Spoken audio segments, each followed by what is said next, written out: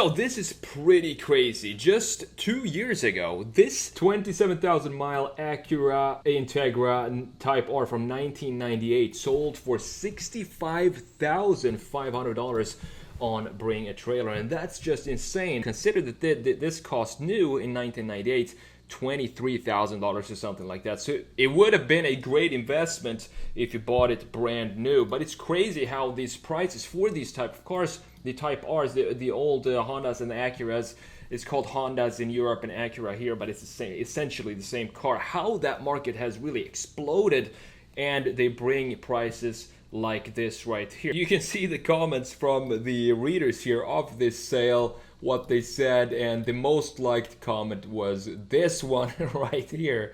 I can totally see why they would say something like that, because it just doesn't seem real. $65,500 for an Acura Integra Type R. And what I want to do in this video is to bring this type of car back. So I'm gonna try and mold the new Civic coupe hatchback. It's not a coupe, it's a hatchback. It looks like a coupe, but it's not one. It's a hatchback. Mold that into some sort of new Acura Integra Type R style, and it's going to be a lot of fun. I really look forward to it. But I just want to show you the value of these cars these days. So this seems to be not an exception here, this type of price. I mean, this is a lot of money for this type of car, but here we have some Barry Jackson guy that said that usually low mileage, excellent condition Type R's sell for about $40,000.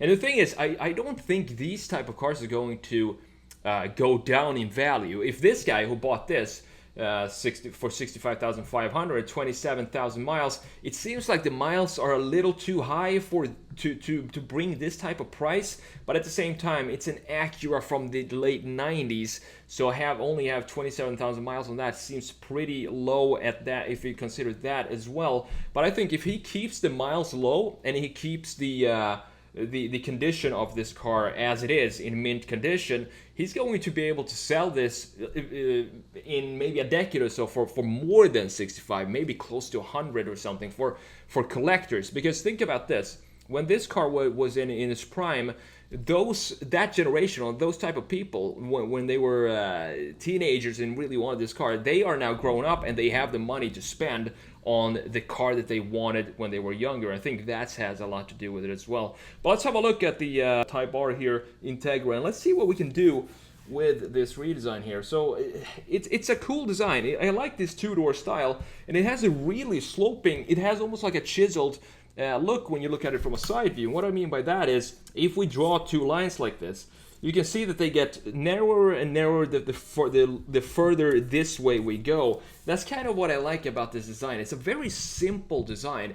Personally, if I had to choose between this front end and the Honda Integra Type R front end, I think that's what separates these two. I'm not sure. I'm sure one of you is going to comment below and correct me if I'm wrong, but I think the Honda is the one that has the square type headlights like this, and the Acura has the circular ones. That might be it. I prefer the squared ones because I think that looks more like a Honda in my opinion. It's just a matter of taste, I guess, but this still looks good. And I know here in the US people are more used to this front end, so we're going to talk about that in this video here.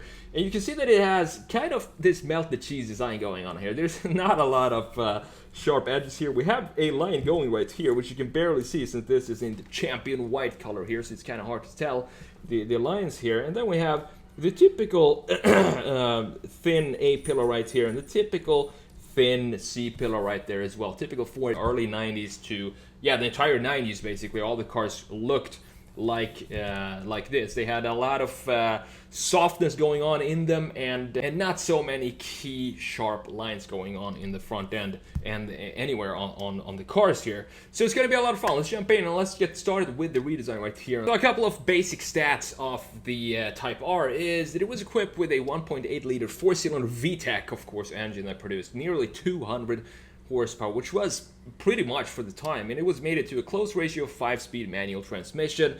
It accelerated 0 to 60, took about 6.6 seconds, and a top speed of 143 miles per hour. It's kind of interesting to think about that this was a front-wheel drive car, but it was still very, very exciting and fun to drive this car. Let's talk about the redesign here and what's exactly going on. So I've said this before, I think the new Honda Civic looks great. I think it's a good-looking car. It's a good step from the previous generation to the new one, because I always felt like the previous generation, specifically the Type R, is the definition of overstyle. It's like peak overstyling.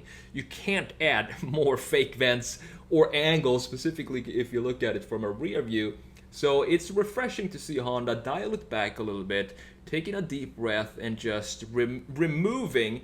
And when they remove stuff and lines and vents and stuff, it actually makes for a better design. Less is more is what people say, and that applies to this design right here as well. And if we talk about the hatchback here, I've said this before, I'm a fan of Golf because they kept the original hatchback style. With a box, you have a box, and then you have a small hood in the front. So you have basically two boxes if you want to sketch out a hatchback, and that's what I think a hatchback should be. But recently, when you talk about small hatchback and you look at the designs of them, they start to become more and more sporty, and they start to mix in different styles of design. So now, for example, when you look at the Civic hatchback here, compare it from the 90s, or up until, I would say, the early 2000s, and then they started to become more and more slopey in the rear. They started to remove that hatchback feel,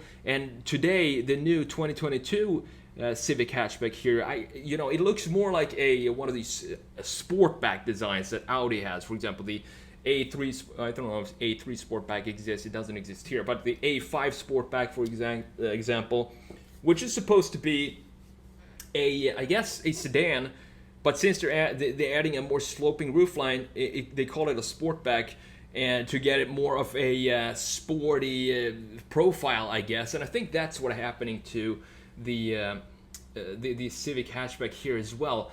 And I mean, it's going to sell well because it has this design, but personally I would prefer to have a regular looking hatchback, and I've done a redesign on that for the new Civic hatch here, turning it into a proper looking hatch. So what we're doing right here is just lowering the whole design and the whole volume of this Civic. We want to lower everything. So as we did with the when we turned the Golf into a supercar, was we lowered the front end, we lowered the hood, the greenhouse and everything, but that means that we need to connect all the lines again here. And that's really the biggest challenge with this, to make it look real and to not have any loose ends when it comes to the line flow of this new design that we're creating here. So the hood needs to flow well into the front end, and also the door cut lines and the cut lines for the different panels, all of that needs to be redesigned. And on top of that, we need to bring this car a lot lower to the ground. So we need to bring it closer to the ground. Maybe not necessarily make it lower, because it sits pretty good as stock here. And if we're not creating a hypercar here, we're creating a new Acura Integra Type R style, which means that it doesn't have to be slammed to the ground, and it can still have some normal ride height, maybe a little lower than stock, but nothing more than that. We also need to change the wheels, obviously, and the biggest change here is going to be, how do we remove the doors? We want to remove the two rear passenger doors and only have the front doors. So that means that we need to work a lot on the C-pillar. I think I'm still gonna have some sort of C-pillar visible here, and just play around with that, and maybe have it be sell it as some sort of graphic or something like that. And I don't like the chrome trim that goes above the window, so I'm going to remove that as well, and have that be black, obviously. But one thing we're definitely going to keep is the rear spoiler. If you look at the Integras, one of the main features of them were that they had this big rear spoiler. It maybe not as big here on this redesign, but I still want to have some sort of spoiler in this design here. I have to say, I'm having a lot of fun remolding these type of cars into different types of vehicles. So last time when I did the Golf, supercar. That was a lot of fun, a big challenge to do stuff like that. As I said, you need to connect all the lines. That's the biggest challenge. And this too, I think this looks really good, and I really wish something like this was on the market. But I would not want to have this. If they were going to make this, it has to be rear wheel drive. And then we need to, final touches is my signature moves is to add some width to the rear tires, plant the car on the road, change out the wheels, and just make it look like it's sitting properly on the ground. That's about it for this redesign. Thank you so much for watching, and I'll see you in the next video.